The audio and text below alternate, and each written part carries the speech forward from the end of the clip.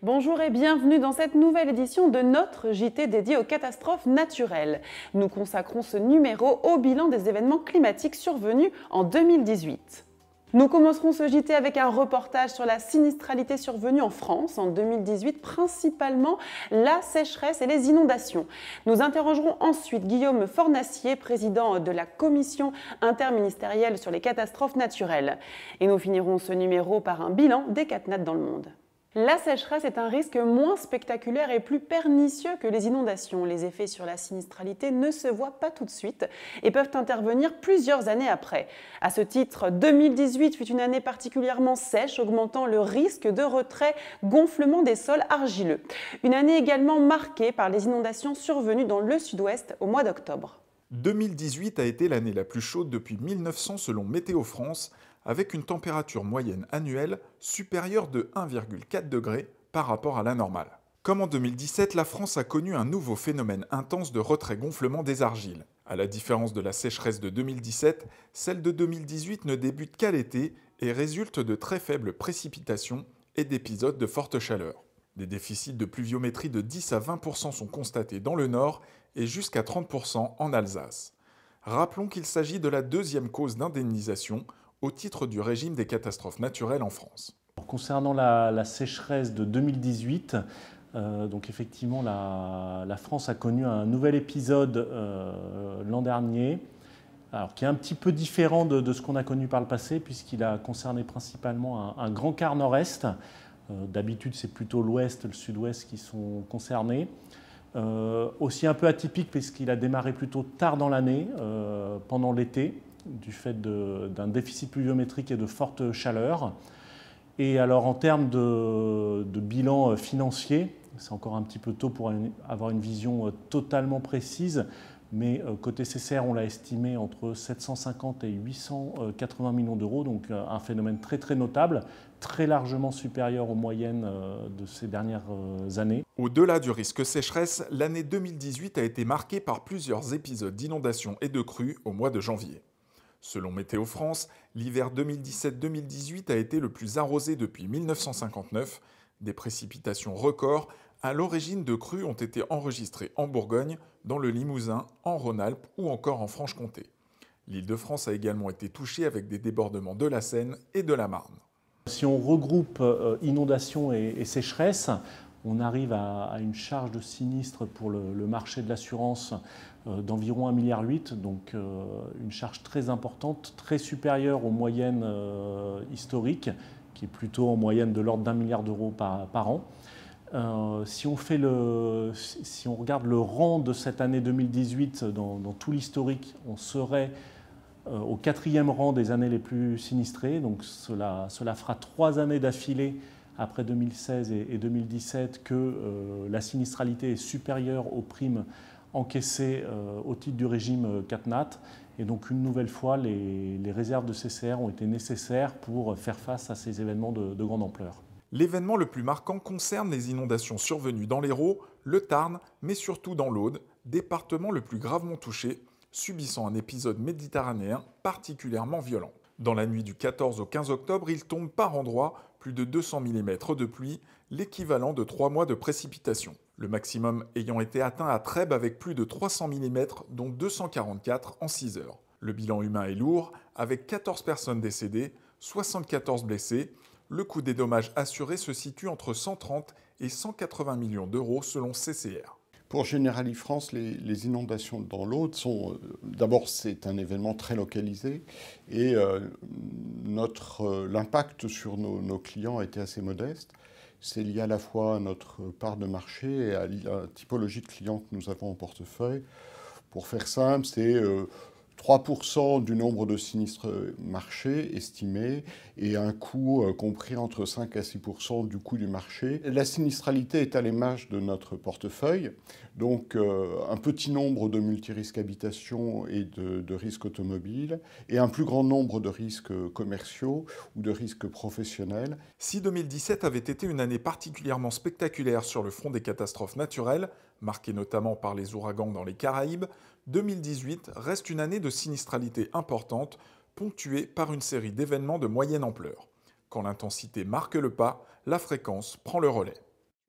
Depuis la création du régime des catastrophes naturelles par la loi du 13 juillet 1982, le dispositif d'indemnisation au titre de la garantie CatNat s'active après la publication d'un arrêté de reconnaissance de l'état de catastrophe naturelle au journal officiel. Avant cela, une commission interministérielle émet un avis favorable ou défavorable en réponse à la demande de la préfecture. Le ministère accorde ou refuse la reconnaissance. Nous sommes allés à la rencontre du président de cette commission.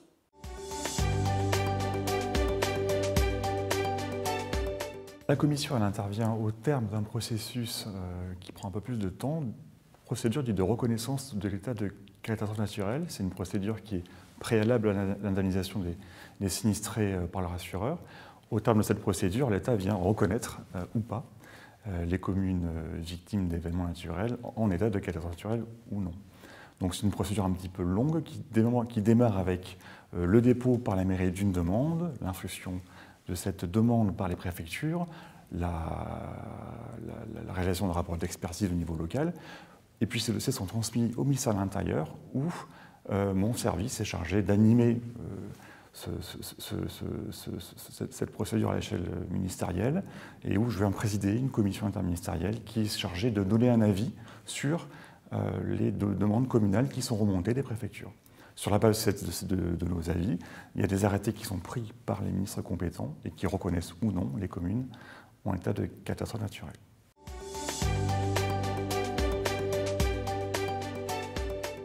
Donc l'année 2018 a été une année extrêmement riche pour la Commission, puisqu'on a étudié près de 8200 dossiers, ce qui est inédit depuis la création du régime en 1982. Une année habituelle, on traite entre 4000 et 5000 dossiers, 8200 dossiers, c'est vraiment exceptionnel. C'est une année aussi atypique parce que tout le département de France et métropolitaine ou ultramarine ont été concernés. Près de 99 départements ont vu au moins une de leurs communes déposer une demande communale, c'est là aussi exceptionnel. Cette activité a été possible finalement d'abord grâce à la mobilisation des acteurs au niveau local, les préfectures puis surtout les experts, puisque par exemple Météo France a produit plus de 8000 expertises pour la commission, ce qui est là aussi inédit. Et puis aussi on a bénéficié de la mise en place d'un dispositif informatique qui procède de la dématérialisation de la procédure et qui conduit à accélérer finalement le processus de remontée des dossiers vers le ministère. Ça a permis évidemment de pouvoir traiter tous ces dossiers dans des délais qui étaient records.